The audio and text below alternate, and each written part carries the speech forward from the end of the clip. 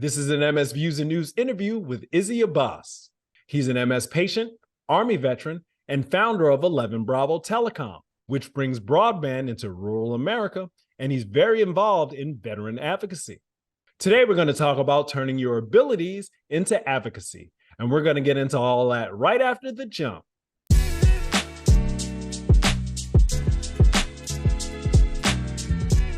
When did you get diagnosed? Like, you had already come up through the Army ranks, or like how did this work?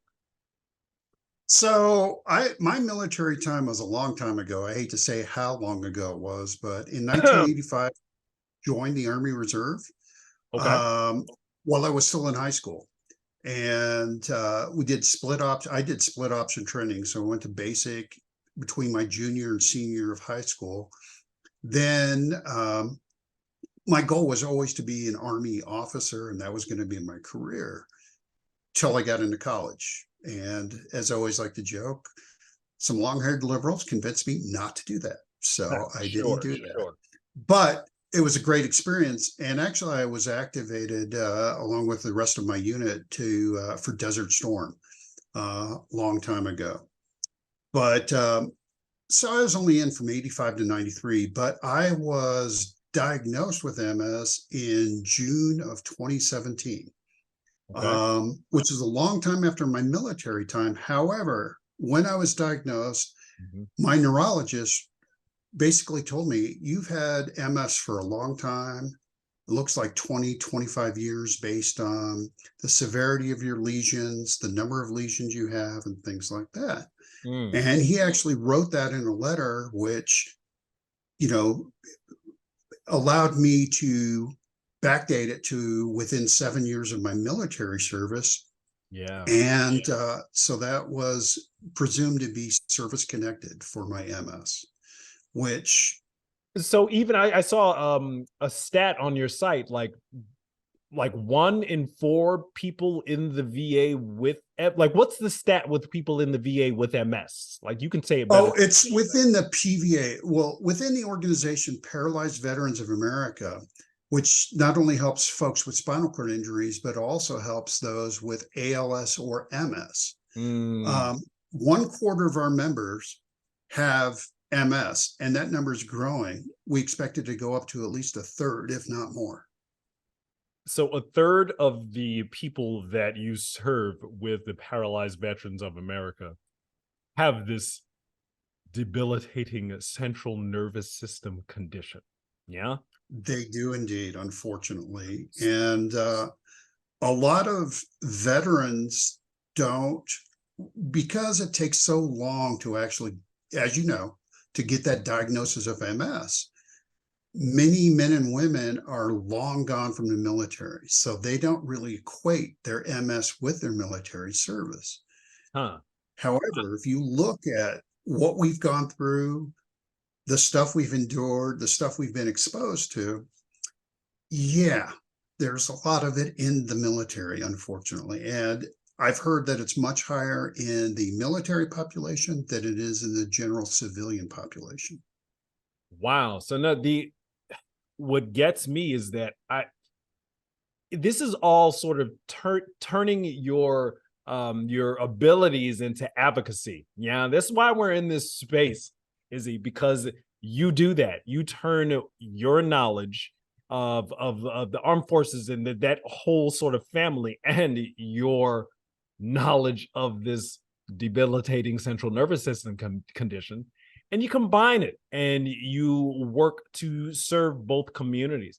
And that's kind of like, yo, come into this space, talk about this. Like, how did this even get started? Like, how are you moving along your service goals, so to speak? I've been heavily involved in veteran issues for, say, 2 decades, since 2023 or 2003. Okay.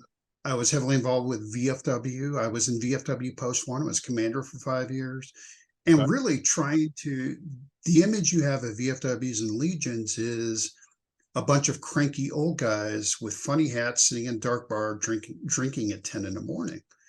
But there's so much more that goes on. And really what you want to do is serve as that bridge between a service member's military time and the civilian world. Because, and that's why I've really bristled against segregating our veterans away from society, because guess what? The military serves a short period of the time. Mhm. There's so much more that they've got. And so we've got to serve as that bridge between the military service and civilian time. So oh, you go ahead. Go. Go ahead. Go ahead. Just as you were making your way forward with, you got this diagnosis and now you're like Mhm. here, and it takes some time to get here, and it takes a bunch of not feeling so good to get here. So how do you even begin to get yourself together to go start moving forward again? Is that like in the soldier's nature? Like, did the drill sergeant come out and you were like, yes, drill sergeant, and make that happen to be silly about it? Like, what I'm saying is, was there something external that helped you develop into the patient leader and the spokesperson that you are for the condition? Did something external come outside to change you into that, or is this just 100% Izzy Abbas? No, it's definitely not 100% me. But you know, when I was diagnosed, I, like many people who are diagnosed with MS, was at a little bit of a loss and kind of in a dark space. And I have to tell you, there's one thing, there's a couple things, but there was one thing that really started me down this road. That's my former company commander. And I ran into him at a veteran event. He saw me with a cane. And he's like, "What the hell are you doing with a cane?" I Hmm. was like, "Well, sir, I was diagnosed with MS." And it's a term we use in the military. It's called putting your finger in. He put his finger in my chest and said, "You need to get with PVA, Hmm. Paralyzed Veterans of America. Hmm. They can help." And I did, and they did. And once I got involved with PVA, it's interesting when you look at Paralyzed Veterans of America, their first national president back in 1946 was a gentleman by the name of Moss, Guilford Moss. He had MS. And this was in 1946. They didn't have MRI technology, and I believe they discovered it or uh, basically gave him that diagnosis based on his blood pressure and things like that. Wow. But for the longest time in PVA, you know, you had to show spinal involvement with your MS before you were eligible to join PVA. There's no cost to join PVA, but you had to have that involvement.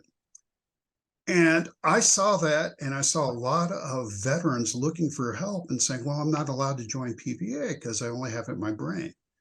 And I thought, well, this is about stupid, because from my perspective, the brain's just one end of the spinal column.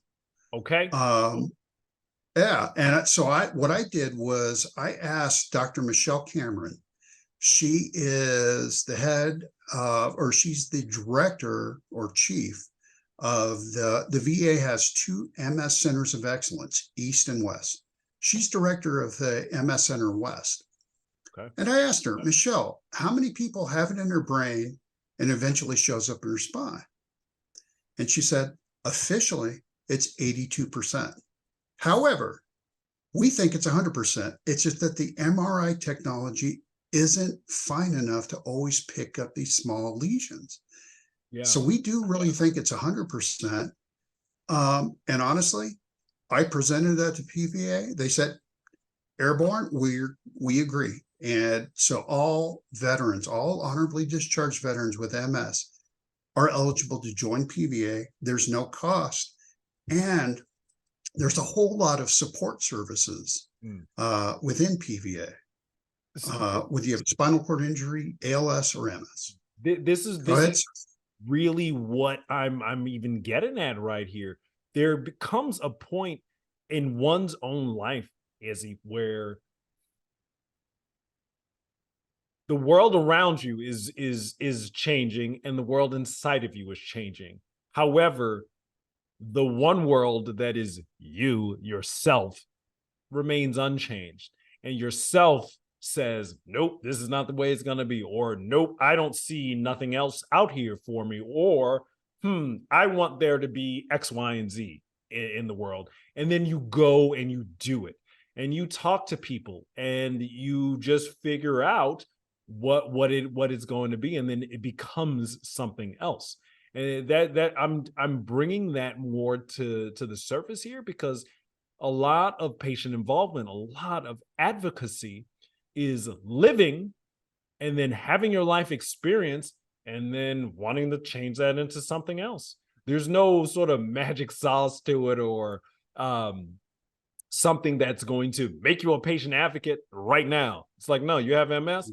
No, do you want things to be a certain way and you make that happen? You are a patient advocate.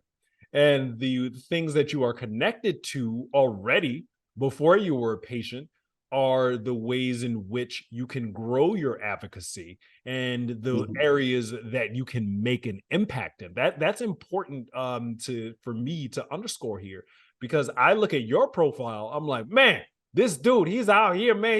He was the ranger out here, and he was out here doing the thing. He was in the Desert Storm, and the MS kind of came up in there somewhere somehow, and this person has still figured out a way to bring what lights him up to people around him and light them up.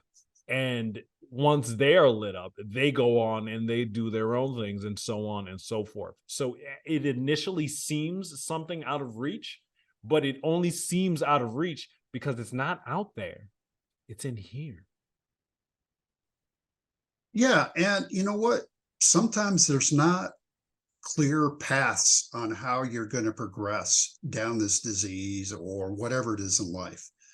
And sometimes you just have to bushwhack and create your own path and say, this doesn't exist. Fine. I want to make it exist. And you're absolutely right.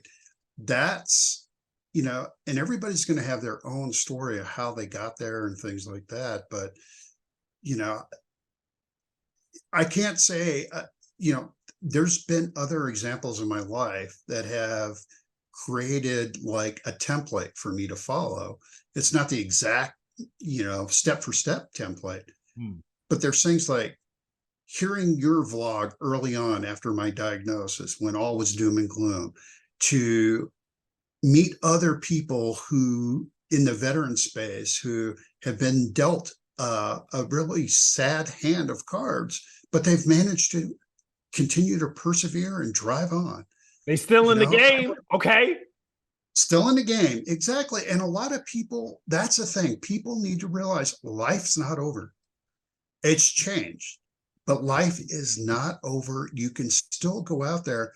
And in a military sense, one of the things that we use to, or something that we refer to when talking to other veterans with MS or any other disease or spinal cord injury, is that, we need you to get involved to help those coming behind you. And that's something that's that's something that's really drilled into the military, is you always watch for the people around you and coming in behind them so they don't go through that same, for lack of a better term, crap that you went through. And you want them to have a better experience. You want them to be taken care of. And I can't even tell you what a cool feeling it is to give someone, show them that there is a path, not walk them, not carry them down the path, but encourage them to continue walking down that path. And that's the key. Look, I'm going to continue your crap metaphor here. I often say MS is like a gigantic bag of crap got laid on my doorstep. And it's like, this is yours. What are you going to do with it? And personally, I use it as fertilizer to grow relationships, to grow content that might not have otherwise been so vibrant and been so enjoyable without that fertilizer. And And it's also grow you and grow you. And that's the thing. You can do some of this while you're helping others. Let's face it, we like helping each other. And doesn't matter, you know, what color, what religion, what country you're from, what, any of that stuff. It's just you like helping others. I mean, it's human nature.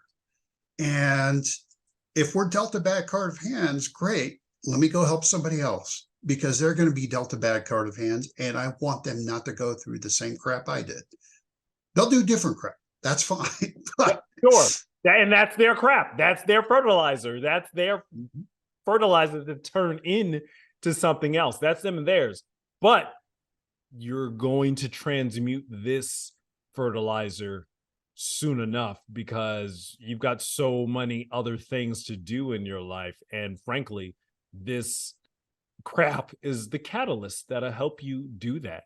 And in that, what are some things that you have done through your advocacy work that you enjoy, that you like are like, man, I really wish I didn't qualify for this, but I'm glad that I am qualified for this because I did this. Like what are some things that have come together in that way, maybe? you know, the big thing is I Yeah. think making that change within PVA and opening up membership qualification to anybody diagnosed with MS that's a veteran. That's That was huge. That's huge. you know, and I also think though, you know, here's, you know, it's a sad subject to talk about, but military, many women who serve in the military, they don't feel appreciated for their service. Um, they also feel like, you know, especially, you know, I met an Air Force and a Marine veteran Mm. who were diagnosed with MS. And I've gotten to know them and got them to, I've told them that, look, you're not alone in this. You've got a new family, you know, it's expanded family. As I refer to ourselves as, we are the MS veteran mafia. Woo! Group you don't want to be part of, but once you're in the part, once you're part of it, guess what? We got your back. We're going to watch out for you. We're going to take care of you. Which when you see two people brought to tears because of that, and understanding that they're not alone and they're not facing this long road without support. Now that they know that, Mhm. that also gives you a good feeling. It's like, I've made their day. I've helped improve the way they look at things. Um, and it's kind of cool. It's very cool, actually. I love doing that. And I love, you know, it's not, I don't want credit for it or anything like that. I just like seeing other people. I like that smile to appear on people's faces and them to realize, I mean, you see the weight just going off their shoulders. It's amazing. I love it. Look, you brought up a mafia thing. It's like, you don't have fat Tony. You have skinny Damien. Skinny Damien, Yeah. he's gonna take care of you because you're in the family now. Come here. I love you. Like Exactly. all of this. Yeah. There's so much nuance and there's so much I have to do something differently to get differently. And just because different things are happening to me, like the MS, like all these things are happening to me, I cannot let that disrupt the difference that I make, the same heart and drive that I have somewhere within like the middle of my soul somewhere. And that's really, I'll just say, important to understand and to Mhm. recognize. And I'm an example of that. You are an example of that. People who watch this space are examples of that because it's as attractive as I try to make the thumbnails and the titles and all that stuff. If people don't click, they don't click, man. If you don't watch the interview, Yep. you don't watch the interview, man. And if you don't soak it up and then do something with that, then we've done all we can. But like the world gives you the water and the sunshine, but the seed has to grow itself. And that is Totally. something that is part of advocacy. And it's internal advocacy, it's external advocacy, whether you are working with advocating for your group, yeah, your people that you work with and you fight with day in, day out, whether it's you maintaining a relationship with someone because you just heard they got diagnosed. And so you are helping somebody that you don't really know, but y'all know the thing that you connected, and that's enough. That's plenty. There's so many different ways to get involved and to become a leader in this space. And I'm telling you, man, you are just striding in it, and it's wonderful to watch. And you seeing me do my thing is cool. Me seeing you do your thing is cool. So it's just the flowers that grow so vibrant and beautiful out of the crap that is multiple sclerosis is something that it's really it's something to behold, man. It really is. I'm glad that I agree. And it's interesting because I saw a lot of posts online, LinkedIn, talking about Disability Pride Month. And the one thing I was thinking is like, well, I don't have pride that I have a disability. I have pride that I've overcome it, that I've learned to deal with it, and that I can be that example for others. And I think it should be, rather than pride, it's awareness and understanding and stuff like that.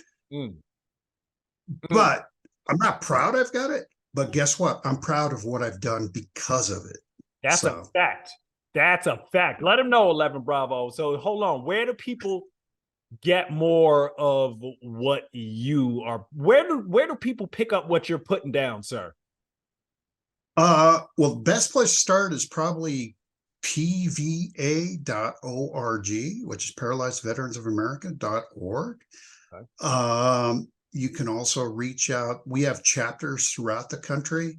And we've got a lot of people who, can help in different locations. What's really one thing that just recently wrapped up was over like the 4th through the 9th was the veteran wheelchair games.